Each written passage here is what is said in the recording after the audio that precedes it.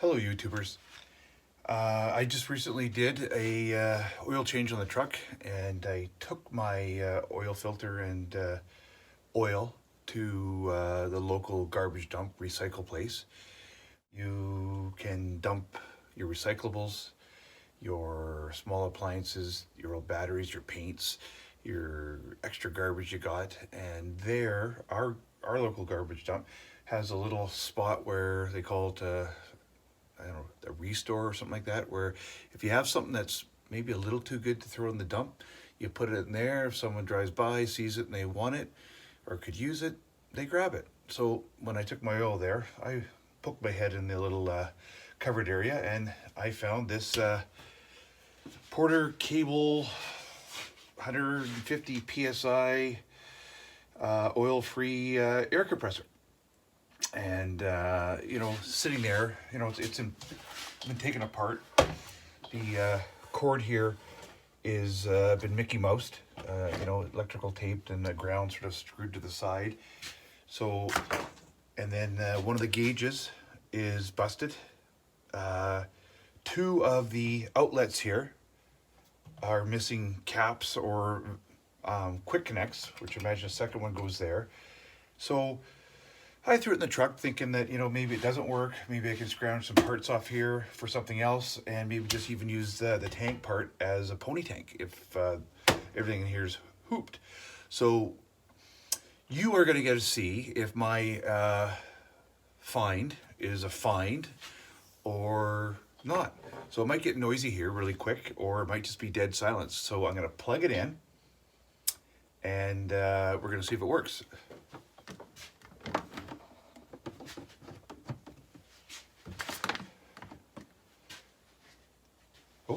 Let's try the switch.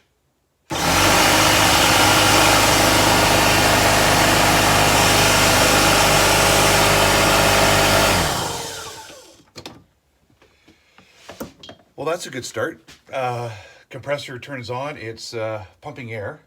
You sure notice the two caps that are ends that are uncapped. So I am going to grab my many years of collection of air fittings for all the tools I've had to put parts on and stuff like that. And some of these are my dad's that I've inherited when they downsized. So I do have another quick connect, the right style that I use.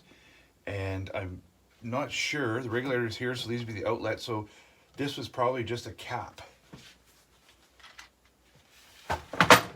So you can see these are not brand new. They've been used on other tools over the years.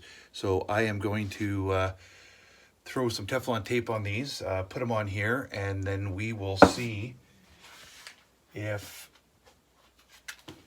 this thing pumps up the pressure and works.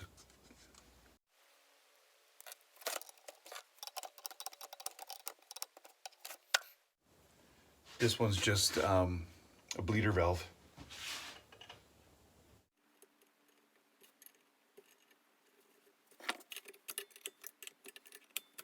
From the picture I Googled, I think there was that side on there, and I think there's actually a plastic part that went over there, so it doesn't really look like the pictures, but it is your basic, I think it's a 6-gallon air compressor. So I'm just gonna, now we will see if it pumps up the pressure. It's gonna get noisy here again, I hope. Turn that off.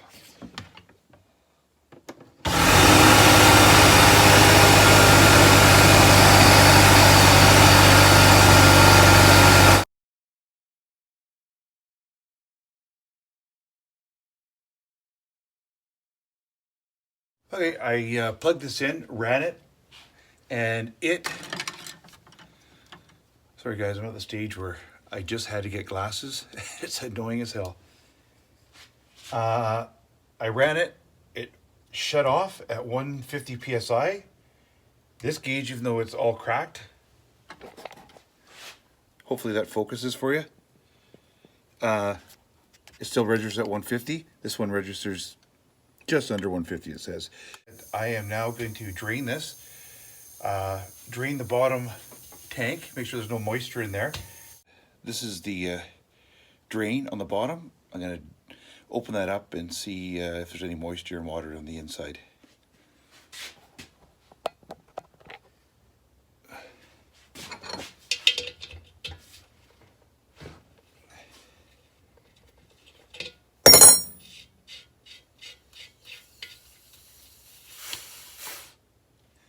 I did drain all the air out of the tank. Not sure if you're going to be able to see this, but if you spin the tank back and forth, not a lot, but more moisture, more water came out. So I don't know how much is a big deal, but there's not a lot in there. I mean, maybe an ounce in total, but it's probably never been drained. But as you can see, there is and was a fair amount. I think, I don't know, is an ounce a lot of moisture to be in the bottom of the tank?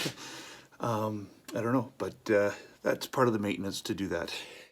And then the last thing I got to do is, I don't know how well this camera focuses, but I don't know if you can see that right there, but someone's done a patch job on this cord, and they have a ground just screwed into the side, which I don't imagine it was like that. So I don't like this.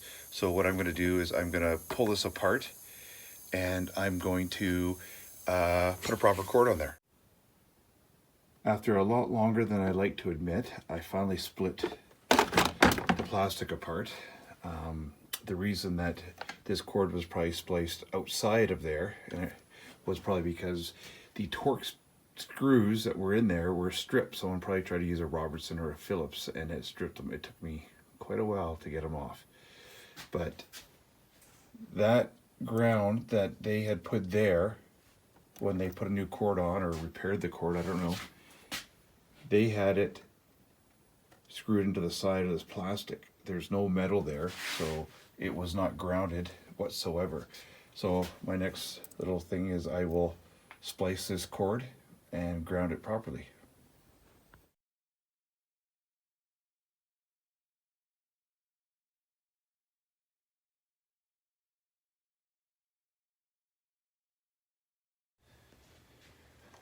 Okay guys, I finally got all the electrical tape off.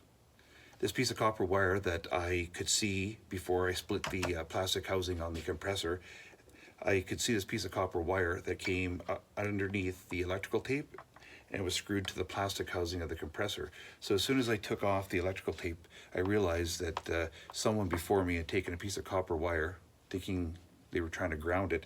They had actually wrapped it around the protective sheathing of the cord, and then they actually screwed it to the plastic housing of the compressor, thinking that that was a ground. I'm pretty sure we all know that that is not a ground. That's the opposite of a ground. And I'm not an electrician, but before you even attempt to, do something as simple as replace a cord, you should know the basics of electrical. Anyways, if you look closer, the cord that was on the compressor is the stock original cord, because this is the strain relief that comes out of the plastic housing. There is a ground wire in here, and it is grounded right there. There was absolutely nothing wrong with this cord. I don't know why they had attempted to splice into a cord and Mickey Mouse a ground that wouldn't have even worked. The only thing I can think of is that the person could not get into this plastic housing because the torque bits or screws were stripped, and it was very difficult. He must have had some kind of issue with the compressor that he thought that maybe it was an electrical problem, but it was not. All right, everything's back together. Let's see if this thing runs better than it did before.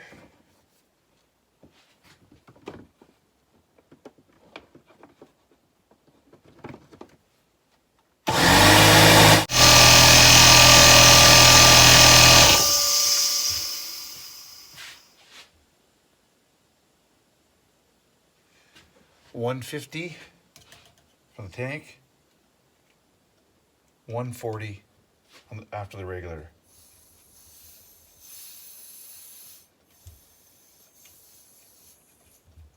So I'm going to unplug this, let it sit for a few hours and just see if the pressure goes down. It's not leaking anywhere.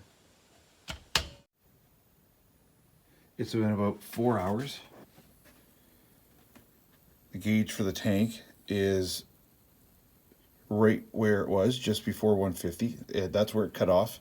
It didn't quite make it to 150, but it stayed steady after 4 hours. And the broken gauge, which still works for the regulator pressure, is just 145, 150. 150. So it's all stayed the same. I'm happy with my find.